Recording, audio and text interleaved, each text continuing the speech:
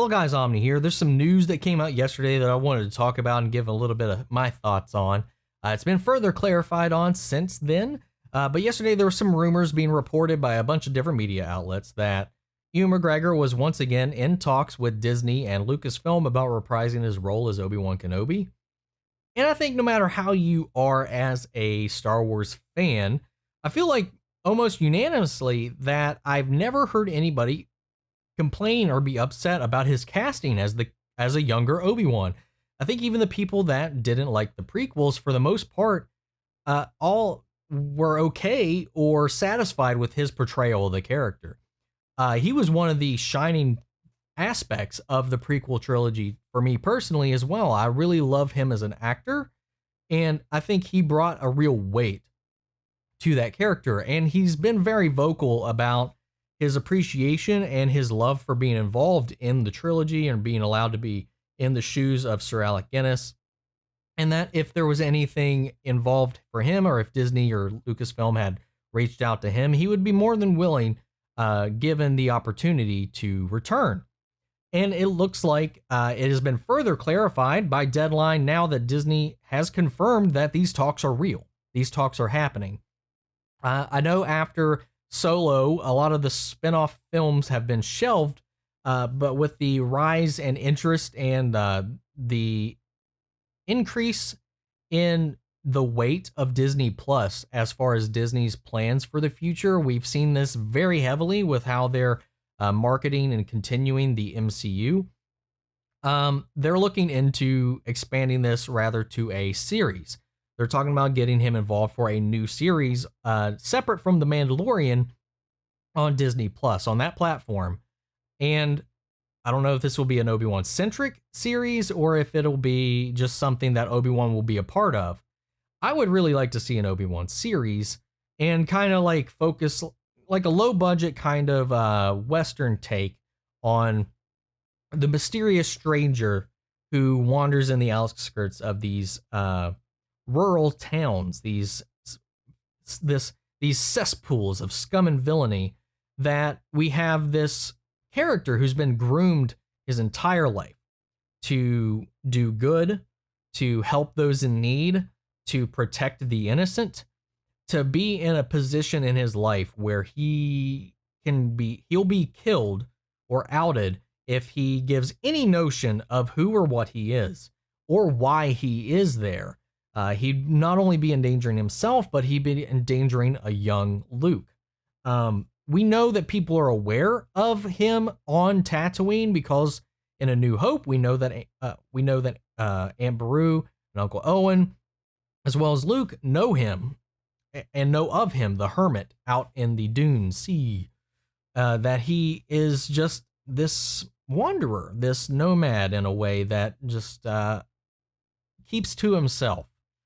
I think it'd be really interesting to see him have to kind of struggle with his morality and with what he's been groomed to believe and do his entire life, and maybe have to, in some way, kind of dive more into those gray areas. Or we can see him struggle with doing the right thing, or doing it in a way that doesn't out him as a Jedi, or doing things that's not going to get Luke in trouble. Him being like a silent protector of not only Luke, but maybe some of the surrounding towns, or even get him involved in some of the seediness of these, this kind of lifestyle on the Outer Rim. Would be really interesting to see him play out with, kind of contrasting with who he is, because we already know that he is kind of on the outside, not to the extremes that Qui-Gon Jinn is from the Jedi Order, but we do know that he is not one to, he's not unfamiliar with the gray area of being a Jedi Knight. He's been tempted. He's given in to temptations before. He is not perfect, but he tries to be. He's always kind of had a struggle with that, and we've seen him kind of like aid in Anakin's departure from the Jedi Order by maybe not condoning a lot of Anakin's actions, but knowing about them and letting them play out because he's his friend. He has an attachment to Anakin, as a Jedi should not, at least according to the Order. And I think that's a really interesting play that you could go on to with this. Or I'm not sure if you would involve Luke. You would definitely have like a younger Luke. And of course, this is all assuming that the obvious window this would take place would be between Revenge of the Sith and A New Hope, to carry in that 18, 19-year gap between those entries.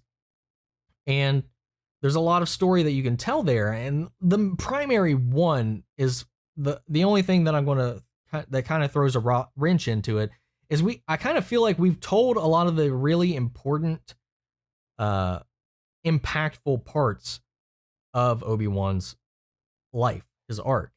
We know in the comics that he has these journals that Luke has found that go into maybe his time. I think that goes into his time on Tatooine. So maybe there's some forgotten adventure that happens in the middle there. I don't want to see Obi-Wan leave Tatooine. I would like to stay centered on Tatooine, because I feel like it would kind of breach his character and his bond and his mission if he abandoned Luke for any amount of time, or Luke was at least out of arm's length.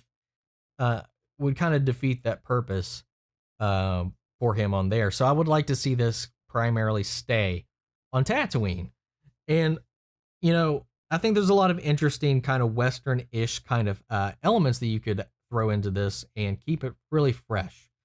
We know that his arc, his grudge, his rivalry with Darth Maul was taken care of, so I don't think that that's going to be anything that gets touched on in this series, since we know that their reunion ends in the death of Darth Maul in Rebels, and I don't see Disney retconning that just to give us a retread of this iconic kind of tension between these two characters that has been there since episode 1.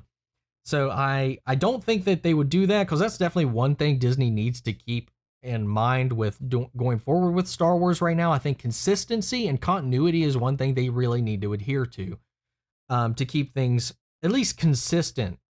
Because I think that's one thing that it's been struggling with here with the identity of Star Wars now in their hands, is keeping it fresh, but also keeping it consistent with what we know, because that's where it's kind of been segregating a lot of the fandom.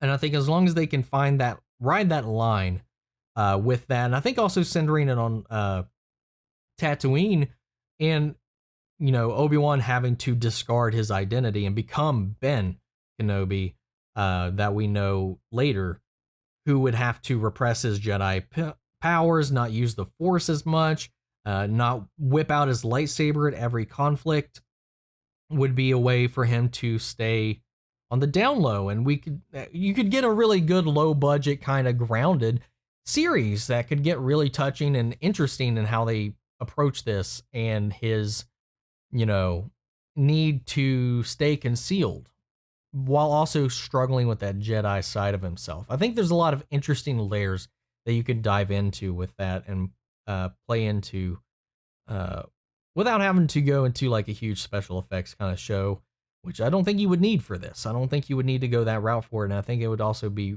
of course, attractive to Disney to not have to spend a whole lot of money on this outside the casting of Ewan McGregor. So I don't know really what else I can talk about in this. It'd be really cool to bring in, I don't know what familiar characters, if any, we could kind of bring into it. I think the first one that comes to mind for me would be Cad Bane.